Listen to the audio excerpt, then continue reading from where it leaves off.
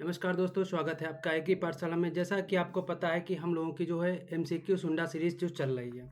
तो इस सुंडा सीरीज़ में हम लोगों ने जो आपके 4 लेक्चर हैं वो कर लिए हैं, जो कि आपके जो जनरल एग्रीकल्चर के जो भी उसमें कुछ इंस्टीट्यूट वगैरह हैं, जो भी अनुसंधान संस्थान वगैरह हैं, उनको हमने कवर कर लिया किस केवल क्वेश्चन के हिसाब से पूरे के पूरे कवर हो गए हैं।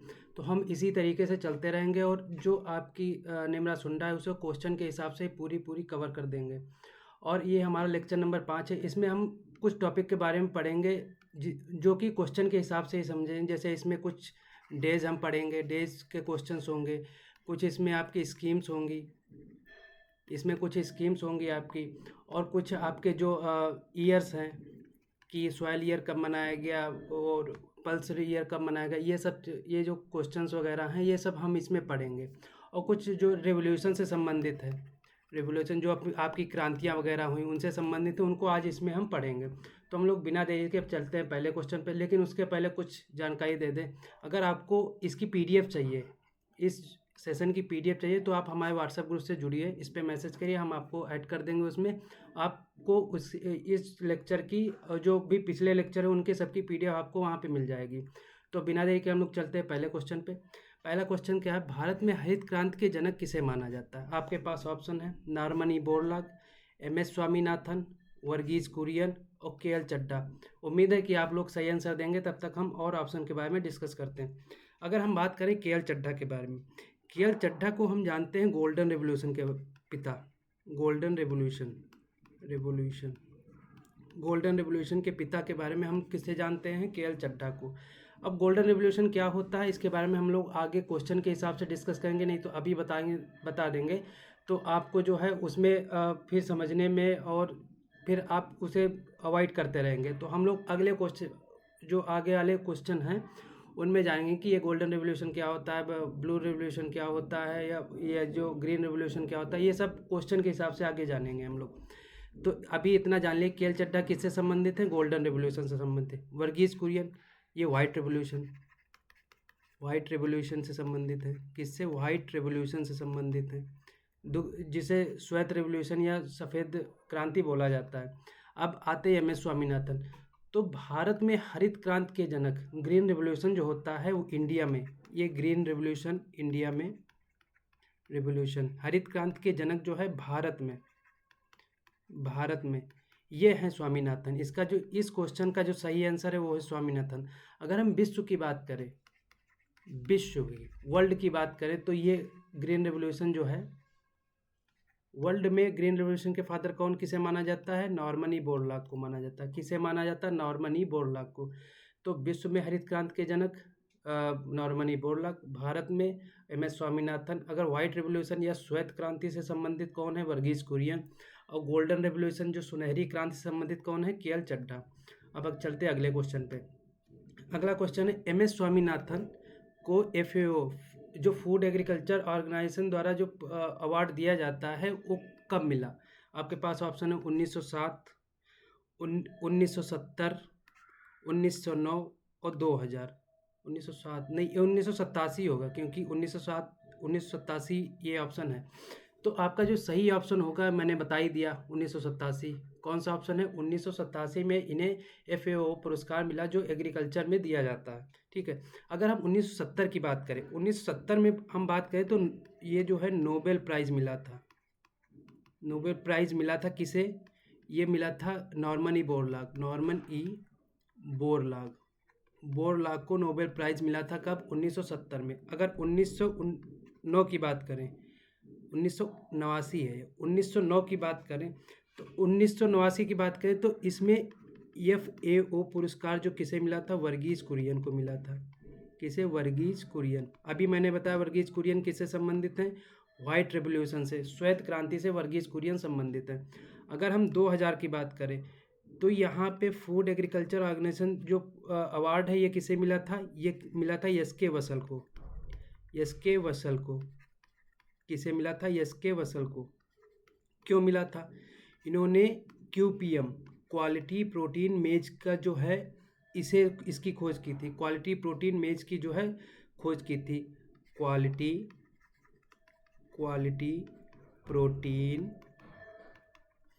मेज की जो है खोज की थी, इसीलिए इन्हें एफएओ पुरस्कार कब मिला था? 2000 में। हमने जाना 1987 में किसे मिला? स्वामीनाथन को। 1970 में नोबेल प्राइज किसे मिला? नॉर्मनी बोरलॉग को। एफएओ पुरस्कार वर्गीज कुरियन को कब मिला? 1989 में। और 2000 में जो है एस के वसल को जो है एफएओ पुरस्कार मिला। किस चीज़ के लिए? क्वालिटी प्रोटीन मेज के लिए। चलिए अगले क्वेश्चन पे चलते हैं। अगला क्वेश्चन, ऑपरेशन फ्लड किससे संबंधित है? अब ऑपरेशन फ्लड किससे संबंधित है?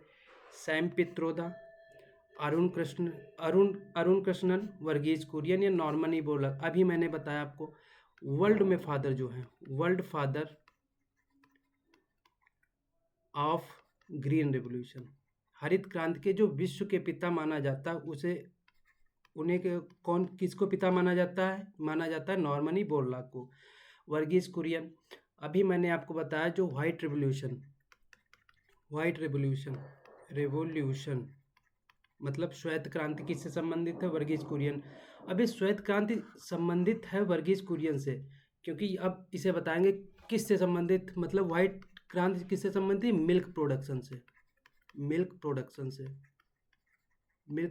से संबंधित है। अब मिल्क प्रोडक्शन से जब ये संबंधित है, जब ये क्रांति स्टार्ट हुई तो उसे क्या नाम दिया गया? ऑपरेशन फ्लड नाम दिया गया। तो ऑपरेशन फ्लड किससे संबंधित है? ये संबंधित है वर्गीज कुरियन से। किससे संबंधित? वर्गीज कुरियन। अगर अरुण कृष्णन की बात करें तो ये ब्लू रेवोल्यूशन से संबंधित है।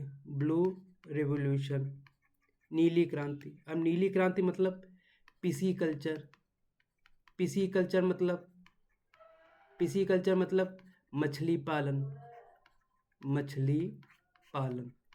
तो अरुण कृष्णन किससे संबंधित हैं? ब्लू रेवोल्यूशन मतलब मछली पालन। जब मछली पालन स्टार्ट हुआ तब ब्लू रेवोल्यूशन उसे माना गया, और इसके पिता किसे माना जाता? अरुण कृष्णन को माना जाता। अब एक बच्चे हैं सैम पित्रोदा की बात करें तो ये तिलहन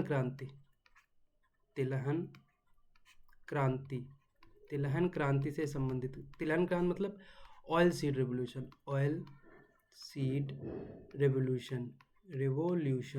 किससे संबंधित है? ऑयल सीड रेवोल्यूशन से। तो ऑपरेशन फ्लड किससे संबंधित है? वर्गीज कुरियन किससे संबंधित है? व्हाइट रेवोल्यूशन किससे संबंधित है? मिल्क प्रोडक्शन से। इसका सही आंसर क्या होगा? वर्गीज कुरियन। अगले क्वेश्चन पे चलते हैं। अगला क्वेश्चन है, विश्व में पहली बीटी कॉटन वेराइटी कब आई? विश्व में पहली बीटी कॉटन वेराइटी जो है वो कब आई? ये आपका 1987 होगा। क्योंकि हर ऑप्शन के बारे में हमें आपको बताना है, तो उसी हिसाब से मैंने ऑप्शन रखे हैं इसमें। अगर आपके पास ऑप्शन है 1996, 1987, 1998, 1966। अगर हम बात करते हैं बीटी कॉटन की, अगर बीटी कॉटन की बात करें तो बीटी कॉटन के बारे में बात करें तो इसकी वैरायटी कौन सी बनाई गई? Ball guard first. इसकी वैरायटी कौन सी बनाएगी बीटी कॉटन की? Ball guard. अगर इसमें जीन की बात करें, कौन सा जीन इसमें उपयोग किया गया? क्राई 1AC जीन उपयोग किया गया। कौन सा जीन उपयोग किया गया? क्राई 1AC जीन इसमें उपयोग किया गया। अगर इसमें बैक्टीरिया पूछे, कौन सा बैक्टीरिया, क्वेश्चन आता है बैक्टीरिया कौन सा यूज किया गया, तो बेसिलस थ्यूरीजेनेसिस बेसिलस थ्यूरीजेनेसिस इसमें बैक्टीरिया को यूज़ किया गया है। अगर हम बात करें ये किस लिए ये वैरायटी जो है लाई गई, तो किसके अगेंस्ट लाई गई? किस रोग के अगेंस्ट लाई गई? ये होता है बॉल वर्म कीट के अगेंस्ट लाई गई। किसके अगेंस्ट लाई गई? Ball worm. तो अगर जो बीटी कॉटन से क्वेश्चन आता है तो बस यही आता है, कौन सी वैरायटी थी? बॉल गार्ड फर्स्ट वैरायटी थी। जीन कौन सा था? क्राई 1AC जीन था। बैक्टीरिया कौन सा था? बेसिलस थ्यूरीजेनेसिस था। अगेंस्ट किसके था? किस कीट से संबंध के मतलब विरोध में था कि उस कीट को मारा जाए? बॉलवर्म जो कीट होता है उसके अगेंस्ट थी। तो अब इसका आंसर के बारे में चलते हैं। अगर विश्व में पहली बीटी कॉटन वैरायटी कब आई, तो इसका सही आंसर होगा 1996। क्या आंसर होगा? 1996। पहली बीटी कॉटन वैरायटी कब आई? 1996।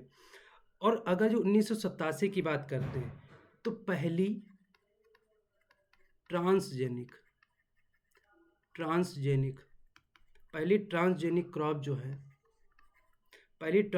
क्रॉप बनाएगी कौन सी? BT tobacco. तो पहली ट्रांसजेनिक क्रॉप कौन सी बनाएगी? BT tobacco. पहली बीटी कॉटन वैरायटी कब आई? 1996 में। और पहली ट्रांसजेनिक क्रॉप कब बनाई गई? 1987 में। तो ये मुझे आशा है कि आप लोगों को ये जो है इसके बारे में जानकारी मिल गई हो। हाँ, एक चीज़ और आपको बता दें, अगर हम बात करते हैं कि इसमें क्वेश्चन आता है कि जो प्राइवेट कंपनी है उसके द्वारा कौन सी वैरायटी जो बीटी कॉटन की रिलीज़ की गई, वो कंपनी कौन सी? माइको या MyCHO, माइको कंपनी है, इसके द्वारा बीटी कॉटन की जो है वैरायटी रिलीज़ की गई। अगर हम वैरायटी के बारे में बात करते हैं तो MECH इसके बारे MECH 12 इसने जो है वैरायटी रिलीज़ की। दूसरी कौन सी करी? RCH 134 दूसरी वैरायटी रिलीज़ करी। अब ये जो वैरायटी है आपके लिए कहाँ सूटेबल है? साउथ इंडिया के लिए, साउथ इंडिया के लिए, और ये नॉर्थ इंडिया के लिए। ये भी आपको बता दें, ये क्वेश्चन आते हैं कि कौन सी कंपनी जो सबसे पहले बीटी कॉटन वैरायटी उसे रिलीज़ करी, तो कौन सी कंपनी? माइको। कौन सी वैरायटी? MECH और RCH। MECH जो है साउथ के लिए और RCH नॉर्थ के लिए। मुझे आशा है कि आपको इस क्वेश्चन के बाद बीटी कॉटन के बारे में सब चीज़ पता चल गई, इससे बाहर क्वेश्चन नहीं आता है। ठीक है, तो अब चलते हैं अगले क्वेश्चन पे। अगला क्वेश्चन है, भारत में बीटी कॉटन में कौन सा जीन प्रभावित करता है? अब मैंने आपको अभी बता दिया, CRY1AC जीन इसका सही आंसर होगा, क्योंकि अभी इसी जीन को उसमें उपयोग किया गया था जिससे बीटी कॉटन वैरायटी बनी थी। अगर हम दूसरे ऑप्शन के बारे में, डीजीओजन जानते हैं आप? पैडी में एक जीन होता है, पैडी में एक जीन होता है जिसमें आपको पता होगा पेटा इंटू डीजीओजन, इनका क्रॉस करके आपकी कौन सी वैरायटी बनाई गई थी? RIR8 ये वैरायटी आपकी बनाई गई थी। जो हाई यील्डिंग ड्वार्फ वैरायटी है आपकी पैडी की, वो बनाई गई थी यही उपयोग करके। अगर ग्लूटीन की बात करते तो जो रोटियों में मीठापन होता है, जो आपके गेहूं में आटे में मीठापन होता है, किसकी वजह से होता है? ग्लूटीन प्रोटीन होती है। ग्लूटीन प्रोटीन ये किससे संबंधित है? व्हीट से संबंधित है, गेहूं से संबंधित है। अगर जेनिन की बात करते हैं, जेनिन किससे संबंधित है? मेज की प्रोटीन होती है। मेज की प्रोटीन को क्या कहते हैं? जेनिन कहते हैं। चलिए अगले क्वेश्चन पे चलते हैं। विश्व में ट्रांसजेनिक फसलों में भारत का कौन सा स्थान है? अगर हम भारत की बात करें तो भारत का कौन सा स्थान है? भारत का 5वां स्थान है। ये किसका स्थान है? भारत का 5वां स्थान है। अगर हम पहला स्थान बात करें तो पहला स्थान किसका है? अमेरिका का। किसका स्थान है पहला? अमेरिका का। दूसरा ऑप्शन है तीसरा किसका स्थान है? अर्जेंटीना का। अर्जेंटीना का स्थान है। और चौथा किसका स्थान है? यह है कनाडा का। कनाडा का स्थान है। तो अब भारत की ट्रांसजेनिक फसलों में भारत का कौन सा स्थान है? 5वां स्थान है। पहला अमेरिका का, बस इतना याद रखना, भारत का 5वां, पहला किसका है? अमेरिका का। अगर हम फसलों की बात करें तो किस फसल का ट्रांसजेनिक में पहला स्थान है? पहला स्थान है, फर्स्ट है, वो कौन सी है? सोयाबीन। पहली कौन सी फसल है जो सबसे ज़्यादा ट्रांसजेनिक फसलें में आती है? कौन सी है? सोयाबीन। अगर हम 100% माने कि ट्रांसजेनिक फसलें 100% उगाई है, उसमें सोयाबीन का 60% भाग रहता है। कितना भाग रहता है? 60% भाग सोयाबीन का ही रहता है। तो इसका सही आंसर क्या होगा? 5, क्योंकि भारत का कौन सा स्थान है? 5वां स्थान है। अब अगले क्वेश्चन पे आते हैं, गोल्डन राइस के पिता किसे कहा जाता है? अगर हम गोल्डन राइस की बात करते हैं तो आपके पास ऑप्शन है GH खुश, YL पिंक, इंगो पोट्रिकस या बुलियम गॉड। तो आप लोग सही आंसर दीजिए, तब तक हम और ऑप्शन के बारे में डिस्कस करते हैं। अगर हम GH खुश के बारे में बात करें तो इन्हें सुपर राइस फादर माना जाता है, सुपर राइस का पिता माना जाता है। और ये सुपर राइस कहाँ डेवलप की गई? IRRI, international rice research institute, super rice develop किया गया। अगर YL पिंक की बात करते हैं तो इन्हें हाइब्रिड राइस का पिता माना जाता है। हाइब्रिड राइस का पिता माना जाता है। किसे? YL पिंक को। किसे माना जाता है? YL पिंक को। हाइब्रिड राइस कब आया? 1990 में आया। कब? 1990 में। किसने उसे उत्पन्न किया? YL पिंक ने हाइब्रिड राइस को। कब? 1990 में। अगर हम इस क्वेश्चन के आंसर के बारे में बात करें तो इस क्वेश्चन का आंसर इंगो पोट्रिकस। क्या आंसर होगा? इंगो पोट्रिकस। इनको जो है गोल्डन राइस का पिता माना जाता है। अब इसमें जो है विटामिन ए की भरपूर मात्रा होती है गोल्डन राइस में। किसे? विटामिन ए की भरपूर, इसीलिए इसे प्रिकर्सर कहा जाता है। गोल्डन राइस का प्रिकर्सर किसे कहा जाता है? विटामिन ए को। अब हम लास्ट ऑप्शन हमारे पास विलियम गॉड। अगर विलियम गॉड की बात करें तो इन्होंने टर्म दिया था एक, कौन सा टर्म दिया था? Green revolution. Green revolution, green revolution term दिया था किसने? विलियम गॉड ने। कब दिया था? ये दिया था 1968 में, 1968 में। तो अगर जो हम ग्रीन रेवोल्यूशन के पिता की बात करें, दो पिता हैं इनके, एक भारत में MS स्वामीनाथन, एक विश्व में नॉर्मन ई बोरलॉग। और इसका टर्म किसने दिया था? विलियम गॉड में। और गोल्डन राइस के पिता किसे कहा जाता है? इंगो पोर्ट्रिकस को कहा जाता है। चलिए अगले क्वेश्चन पे चलते हैं। अगला क्वेश्चन है, हाइब्रिड राइस किस देश में सबसे पहले खोजा गया? अगर हम हाइब्रिड राइस की बात करते हैं तो आप लोग को ऑप्शन दिए, तब तक हम लोग डिस्कस करते हैं हाइब्रिड राइस होता क्या है। हाइब्रिड राइस जो है सबसे पहले, हाइब्रिड राइस सबसे पहले चाइना में, चाइना में कब? 1974 में हाइब्रिड राइस खोजा गया। किसने खोजा? YL पिंग ने खोजा। अभी मैंने आपको बताया YL पिंग ने, YL पिंग ने सबसे पहले हाइब्रिड राइस को खोजा। और इसकी जो फर्स्ट वेराइटी जो है, इसकी फर्स्ट वेराइटी जो है MCR1 निकाली, किसके द्वारा निकाली गई? TNAU के द्वारा पहली वेराइटी इसकी निकाली गई। तमिलनाडु एग्रीकल्चर यूनिवर्सिटी के द्वारा इसकी पहली वेराइटी निकाली गई।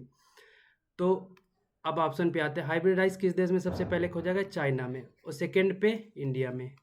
फर्स्ट में चाइना में, सेकंड पे इंडिया में खोजा गया।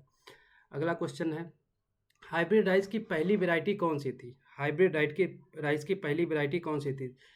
तो आपके पास ऑप्शन है NRCSB 506, PRH1, PRH6, Bollgard 1, MC12, RCH 130। तो इसका सही आंसर होगा NRCSB 506। क्या सही आंसर होगा? NRCSB 506। तो ये हमारे आज के क्वेश्चन रहे। मिलते हैं अगले सेशन में, तब तक के लिए धन्यवाद।